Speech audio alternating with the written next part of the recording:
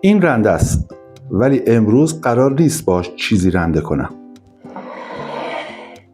میخوام یه تیکه گوشت رو بدون فر، بدون سرخ کردن و بدون اینکه حتی بکوبمش بذارم داخل همین رنده و فقط با بخار آب بپزم.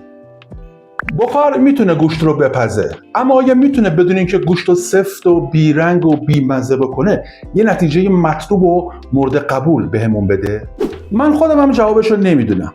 ما امروز یا یه روش کاربردی به درد بخور پیدا میکنیم یا یه تیکه گوشت خوب رو نابود میکنیم. حالا چرا رنده؟ دقت کردم و به سوراخ‌های رنده نگاه کردم. یه چیزی یادم افتاد. ما برای بخارپز کردن به چه احتیاج داریم؟ ما دقیقاً احتیاج داریم که وسیله‌ای باشه که گوشت رو بالای آب نگه داره، اما در عین حال اجازه بده بخار از اطراف گوشتمون خارج بشه و تمام این نیازها رو همین رنده برای ما انجام میده. پس سوال اصلی امروز ما این نیستش که آیا بخار گوشت رو میپزه یا نه. خب معلومه که میپزه. سوال اصلی اینه که آیا این رنده میتونه بخار رو جوری دور گوشت پخش کنه که بشه گوشت رو خورد یا حتی خوشمزه ترش بکنه؟ برای اینکه آزمایش اون منصفانه تر باشه یه کار دیگه ای رو هم میخوام انجام ندم و اون اینه که میخوام گوشت رو نکوبم که اگه 1% بعد از اتمام کارمون گوشتمون نرم بود نگیم به خاطر اون کوبیدنه بودش. بعد از آزمایش امروز من از گوشت گوساله دارم استفاده میکنم. این فیله گوساله هستش. برای مزه‌دار کردنش یه مقدار نمک بهش میزنم به هر دو طرفش. برای مزه‌دار کردن دستتون کاملا باز هست، طبق سلیقه و ذائقه خودتون هر جوری که دوست دارید مزه‌دارش بکنید، اما من ترجیح میدم ساده این روش رو انجام بدم چون میخوام طعم واقعی گوشت حفظ بشه. نمیخوام هیچ افسودنی بزنم که طعمش رو تغییر بده. فراموش نکنید این یه آزمایشه و یه تست. میرم سراغ فلفل سیاه. یه مقدارم فلفل سیاه به هر دو طرفش میزنم.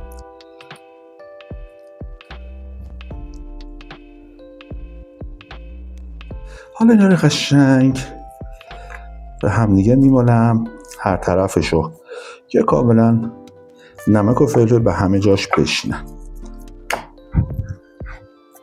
خیلی خوب، گوشتمون آماده است.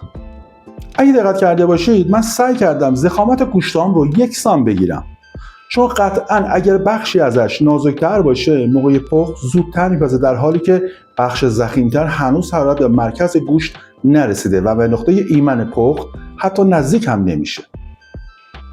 یه نکته خیلی مهم یادتون باشه نمک فقط برای شور کردن نیستش. زمان و نوع استفادهش روی رفتار پروتئین‌های گوشت تأثیر مستقیم میذاره و حتی توی نگهداری رطوبت گوشت. برای همینه که میگم هیچ وقت نمک زیاد اول نزنید.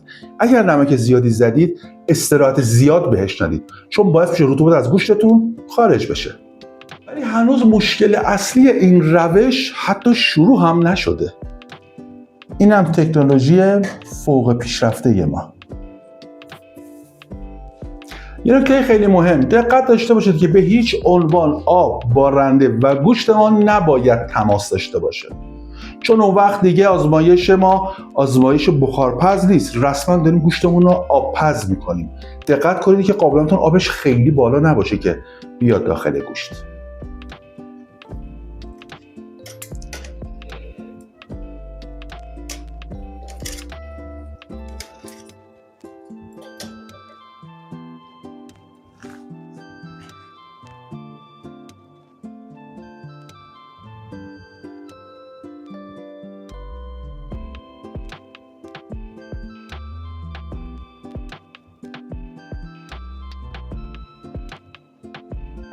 خب دوستان، ما برای اینکه بتونیم حرارت متمرکز بکنیم بخش جلویش رو میبندیم.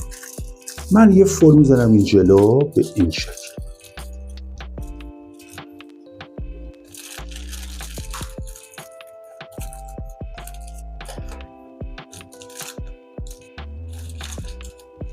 این عمل باعث میشه که از بخش خروجی به هیچ عنوان بخار خارج نشه. فرق این روش با روش سرخ کردن یا گریل کردن خیلی متفاوت هستش. فرقشون تو اینه وقتی ما گوشت رو داخل تاوه یا گریل میپزیم، فعل انفجارات پروتئینی گوشت باعث میشه روی گوشت ما حالت برشته و کبابی به خودش بگیره و رنگ قهوه‌ای به خودش بگیره.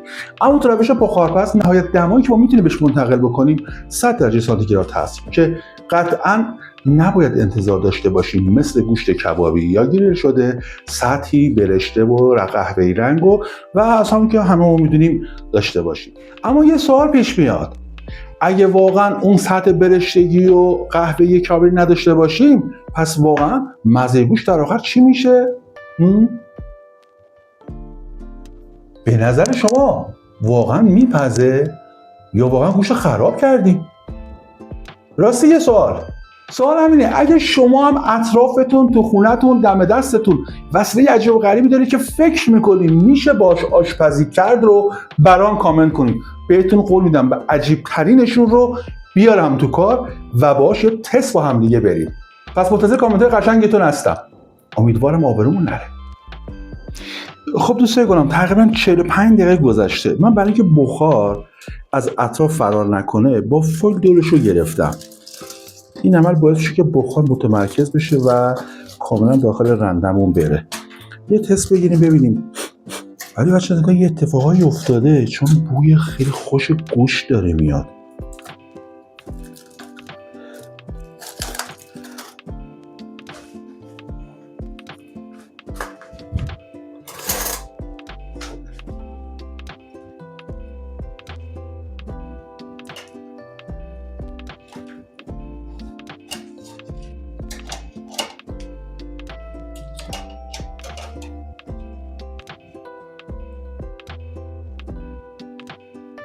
رنگش که کاملا تغییر کرده و نشونه‌های پخته شدن کاملا توش مشخصه.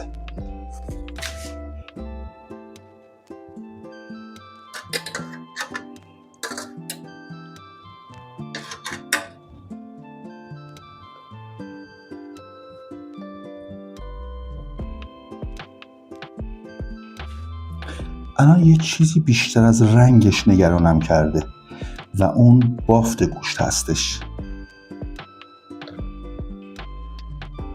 خب اگه بخوام واقع بین باشم واقعا انتظارش رو نداشتم، با اینکه هنوز نمیدونم داخلش چه اتفاقی افتاده، ولی کاملا ظاهر پخت و گرفته به خودش، رنگش عوض شده.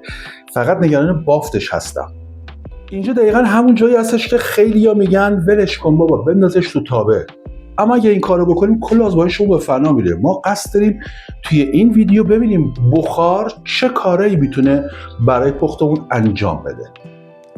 یه نکته خیلی جالب، پختن و نرم شدن با هم خیلی متفاوتن و اصلا یکی نیستن. ممکنه گوشت از نظر ظاهری پخته شده باشه، اما اگه برش نامناسب بدیم یا پخت نامناسب داشته باشیم هنوز هم میتونه جویدنش برای ما سخت بشه. ببینید دقیقتون بچه‌ها، الان این موافق بافت گوشت ما هستش. ببینید این بافت گوشت ما هست. ما باید خلاف این برش بزنیم، یعنی به این شکل برش بزنیم.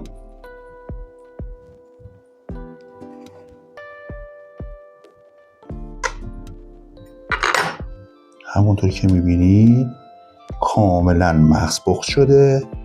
اینم آب داخل گوشت. میبینید هم نرمه، واقعا از این پخت شگفت زده شدم. میبینید این هم لطافت گوشت. خدای من. خب به لحاظ بافت که عالی بود و خوبم پخته شده بود، دیدید کاملا آبدار. و حالا بریم تست کنیم ببینیم آیا طعمش خوبه، نرم، قابل جویدن هست یا نه.